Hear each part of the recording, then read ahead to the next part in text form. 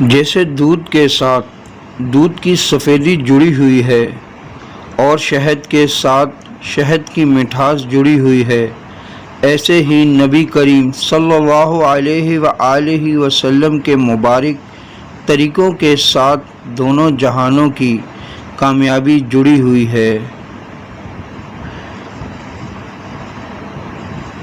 مایوس ہونا چھوڑ دیں، کیونکہ جو دروازے زمین والوں کی تدبیروں سے بند ہوتے ہیں، ان سے بڑے دروازے آسمان والے کے فضل سے کھلتے ہیں۔